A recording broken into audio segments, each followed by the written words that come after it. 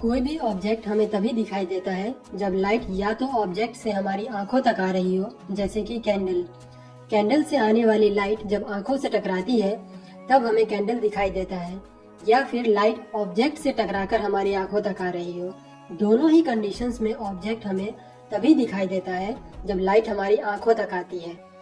अगर किसी ऑब्जेक्ट से टकराकर लाइट वापस आंखों तक नहीं आती है तो वह ऑब्जेक्ट हमें इनविजिबल यानी ब्लैक दिखाई देता है। ब्लैक कोई कलर नहीं है, बल्कि लाइट के एब्सेंस में हमें ऑब्जेक्ट ब्लैक दिखाई देता है। इसका मतलब जो ऑब्जेक्ट ब्लैक होते हैं उनसे किसी भी प्रकार का रेडिएशन ट्रांसमिट नहीं होता है। तो फिर ब्लैक बॉडी रेडिएशन क्या है? क्वांटम मैकेनिक्स के इस वीडियो में हम ब्लैक बॉडी रेडिएशन के बारे में जानेंगे। साथ ही यह भी समझेंगे कि कैसे इसने एक नई प्रकार की फिजिक्स को हमसे इंट्रोड्यूस करवाया, जिसे हम क्वांटम मैकेनिक्स कहते हैं। So let's start the video. जब भी कोई रेडिएशन किसी ऑब्जेक्ट को हिट करता है तो 3 प्रकार के फिजिकल फिनोमेना पॉसिबल होते हैं। या तो रेडिएशन बॉडी को हिट करके रिफ्लेक्ट हो जाती है, या फिर बॉडी में से ट्रांसमिट हो जाती है, या बॉडी में ही एब्जॉर्ब हो जाती है। या हम केवल रेडिएशन के रिफ्लेक्शन और एब्जॉर्प्शन पर ध्यान देंगे। रेडिएशन में बहुत सारी अलग अलग वेवलेंथ की रेज होती हैं, जिनमें से कुछ को उनके कलर से पहचाना जा सकता है, जैसे कि विजुअल रे जिसमें 7 कलर्स होते हैं। वहीं कुछ वेवलेंथ के रेडिएशन में कोई कलर नहीं होता, जैसे कि infrared, X-ray, gamma ray, radio wave etcetera. Now pay attention.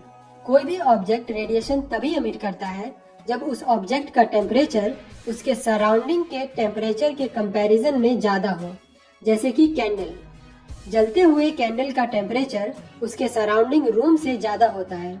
ठीक इसी तरह सन का टेम्परेचर इसके सराउंडिंग स्पेस की तुलना में बहुत अधिक है, लेकिन दोनों के रेडिएशन में फर्क है। कैंडल से आने वाले रेडिएशन में मोस्टली येलो कलर की वेवलेंथ होती है, वहीं सन से सभी वेवलेंथ की रेज एमिट होती है। सभी वेवलेंथ की रेडिएशन को एमिट करता है। जब यह रेडिएशन किसी ऑब्जेक्ट को हिट करती है तो वह ऑब्जेक्ट रेडिएशन का कुछ पार्ट एब्जॉर्ब करके बाकी का रेडिएशन रिफ्लेक्ट कर देता है। कोई ऑब्जेक्ट कितना रेडिएशन एब्जॉर्ब करता है वह उस ऑब्जेक्ट का एब्जॉर्प्शन कोफिशिएंट कहलाता है, जो बताता है कि टोटल इंसिडेंट रेडिएशन का कितना पार्ट एब्जॉर्ब हुआ है। यह एब्जॉर्प्शन कोफिशिएंट 20%, 50%, 80% कुछ भी हो सकता है। अगर किसी ऑब्जेक्ट पर इंसिडेंट होने वाली रेडिएशन का 100% पार्ट एब्जॉर्ब हो जाता है तो उसे परफेक्ट ब्लैक बॉडी कहते हैं। इस तरह के ऑब्जेक्ट का एब्जॉर्प्शन कोफिशिएंट 100% होता है। आइडियल केस में एक ब्लैक बॉडी सभी तरह के वेवलेंथ की रेडिएशन को एब्जॉर्ब कर सकती है। कार्बन ब्लैक एक ऐसा ऑब्जेक्ट है जो इंसिडेंट होने वाली रेडिएशन का 99% एब्जॉर्ब कर सकती है। अब हम हमारे क्वेश्चन पर आते हैं कि ब्लैक बॉडी रेडिएशन क्या है। तो जब भी कोई रेडिएशन ब्लैक बॉडी द्वारा एब्जॉर्ब होता है तो इस एब्जॉर्प्शन के कारण उस बॉडी का टेम्परेचर भी इंक्रीज होने लगता है, जिससे उस बॉडी का टेम्परेचर भी अपने सराउंडिंग के कंपैरिजन में बढ़ जाता है। इस कंडीशन में वह ब्लैक बॉडी रेडिएशन एमिट करना स्टार्ट कर देती है। इसी रेडिएशन को ब्लैक बॉडी रेडिएशन कहते हैं। यहाँ यह बात ध्यान रखने की है कि ऐसा केवल ब्लैक बॉडी ही नहीं करती, बल्कि कोई भी ऑब्जेक्ट जब रेडिएशन एब्जॉर्ब करता है तो टेम्परेचर इंक्रीज होने के कारण खुद रेडिएशन एमिट करने लगता है। यह रेडिएशन भी ब्लैक बॉडी रेडिएशन कहलाती है। अतः कोई भी ऑब्जेक्ट अपने टेम्परेचर में हुए इंक्रीमेंट के कारण रेडिएशन एमिट करता है, तो उस रेडिएशन को ब्लैक बॉडी रेडिएशन कहते हैं। हमारा सन एक परफेक्ट ब्लैक बॉडी का एग्जाम्पल है, क्योंकि यह सभी वेवलेंथ के रेडिएशन को एमिट करता है।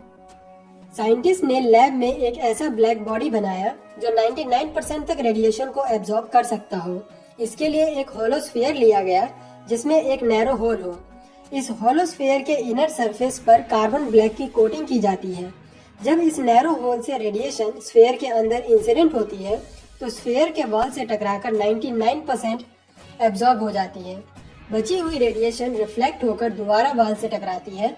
इस तरह हर बार की टक्कर में रेडिएशन का 99% एब्जॉर्प्शन होता रहता है। रेडिएशन के एब्जॉर्ब होने के कारण इसका टेम्परेचर भी इंक्रीज होता है, जिसके कारण इसके नैरो होल से रेडिएशन बाहर की ओर एमिट होते हैं, जिसमें सभी वेवलेंथ प्रेजेंट होती है। यह रेडिएशन ब्लैक बॉडी रेडिएशन कहलाती है। ब्लैक बॉडी से आने वाले इस रेडिएशन को जब ग्राफ पर ट्रेस किया गया तो इस कर्व को एक्सप्लेन करने में क्लासिकल मैकेनिक्स फेल हो गई। तब मैक्स प्लांक ने क्वांटम मैकेनिक्स को इंट्रोड्यूस करते हुए इसे एक्सप्लेन किया। हमारी नेक्स्ट वीडियो में हम जानेंगे कि किस तरह क्लासिकल मैकेनिक्स रेडिएशन कर्व को एक्सप्लेन करने में फेल हुई। आई होप आपको यह वीडियो पसंद आई हो।